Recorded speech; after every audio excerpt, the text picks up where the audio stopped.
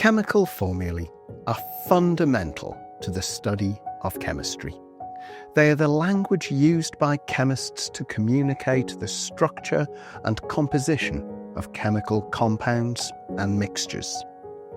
Their use has gradually developed over the last 300 years, and scientists now have a range of options at their disposal to inform others of their ideas and discoveries. Join me as we look at this critical scientific language.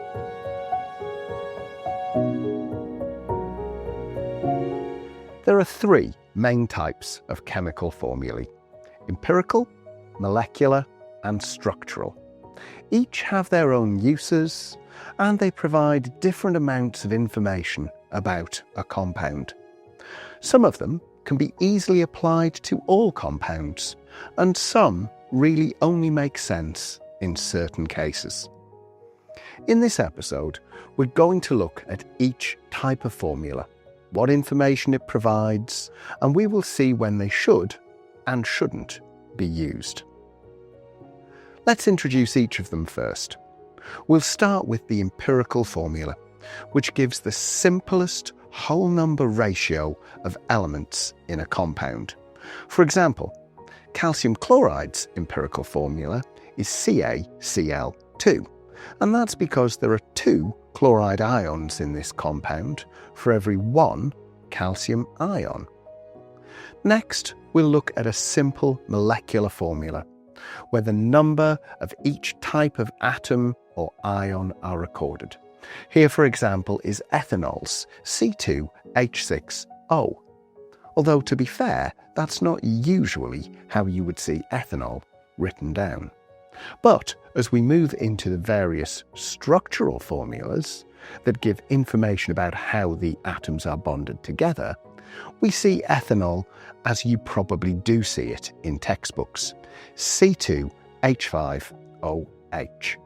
This is in fact a very condensed structural formula, telling us that we have a group of 2 carbons and 5 hydrogens, followed by an oxygen and a hydrogen atom.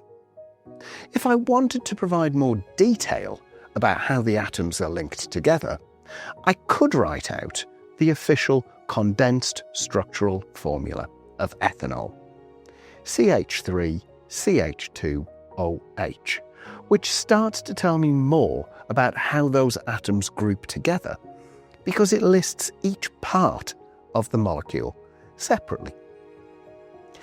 Adding more detail again, I could write out ethanol's structural formula like this, where we can clearly see how the atoms are joined together to make the molecule, and those straight lines show covalent bonds within it.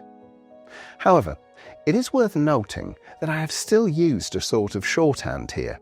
You'll notice there's no visible bond between this oxygen and this hydrogen atom. Now, that's normally okay, because chemists know this represents an alcohol group, and they understand how alcohol groups react. However, for completeness, we should put that bond in, and then we would get this, which is what we call ethanol's displayed formula.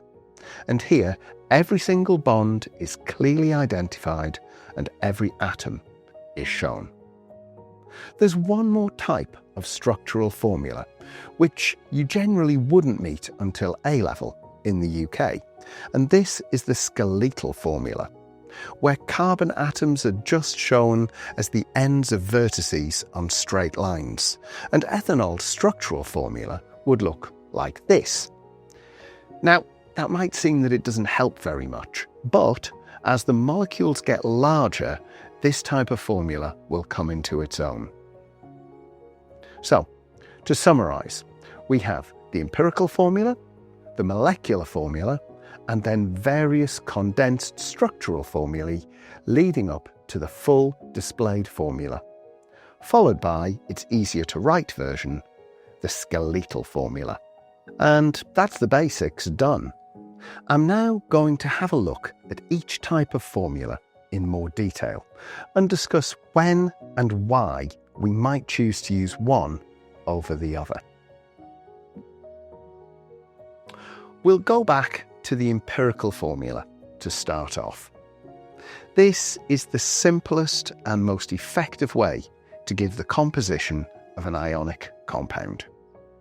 For example, sodium chloride is a massive and repeating pattern of sodium 1+ and chloride 1- ions, arranged in a pattern known as a face-centered cubic lattice that looks like this. The problem is that that crystal I'm showing you on the screen would be very small indeed. In fact, it would only be a few nanometers across.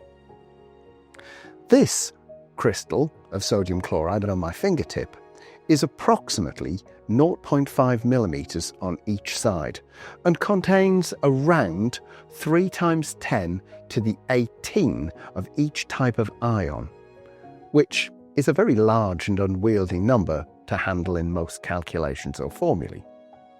Fortunately, regardless of the size of the crystal, the numbers of each type of ion are always equal, and so the empirical formula is always NaCl. And so hopefully you can see why the empirical formula is the most practical way to represent the composition of an ionic substance. All of these ionic formulae are empirical, but we do occasionally manipulate the formula slightly to give information about how the substance binds together. For example, calcium hydroxide's empirical formula could be written like this, CaO2H2. But by writing it like this, Ca(OH) twice, we can show that there are 2 OH groups, where each is actually a pair of atoms held together with an overall 1- charge.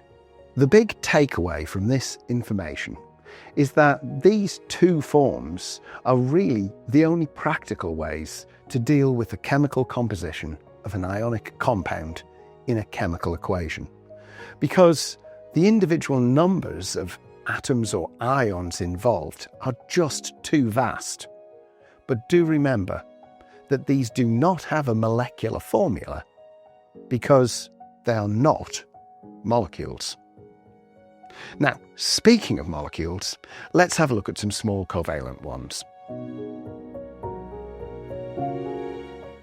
Here, we're usually talking about structures that have got less than 100 individual atoms bonded together. And we have several options available to describe them. Here's a 3D render of a molecule of glucose in its cyclic form. It contains 6 carbon atoms, 6 oxygens, and 12 hydrogen atoms. Its simple empirical formula would be CH2O, but that doesn't necessarily tell us very much about it. In a reaction, I would usually want to know how many glucose molecules were taking part, not just the ratio of atoms.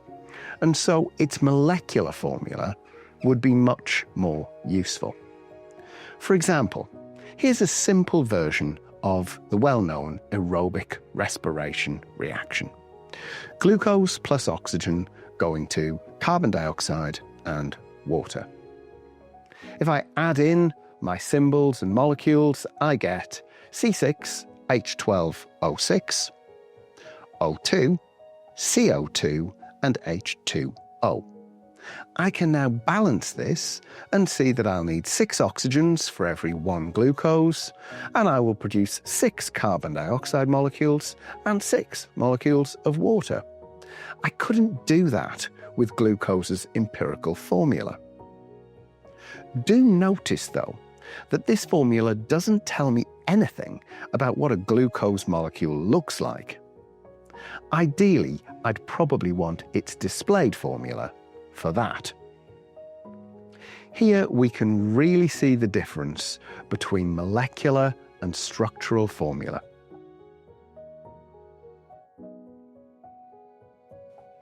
And with this popular reaction from the GCSE and A-level courses, I can show it in even more detail. This is esterification.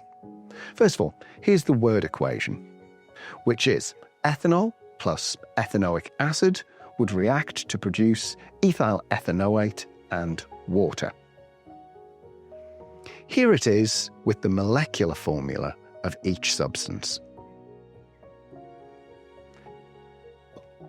Now, I can actually see that this reaction is balanced, and I know that the chemical composition of the products is listed, but it's difficult to see what's actually happened here.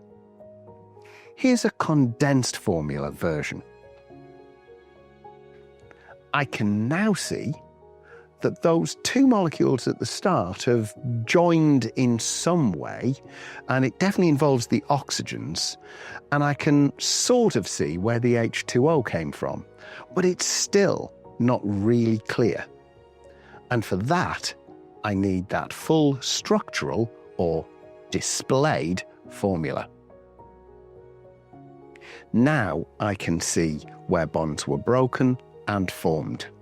At A level, I could use this to show the mechanism of the reaction and show each step of the reaction in turn.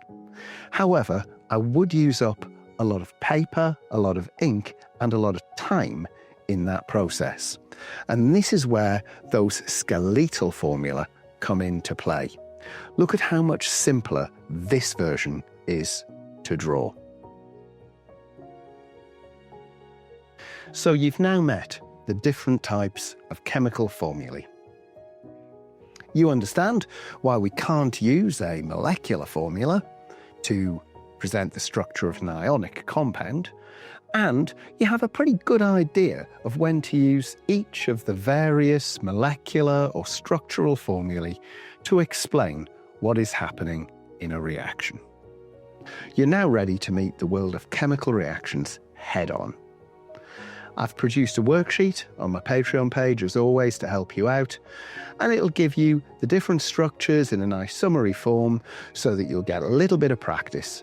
But to be fair, you're going to get most of your practice looking at the reactions you'll meet across the whole of your chemistry course. I'll be here in the next video to help you with each step along that journey. Take care and goodbye.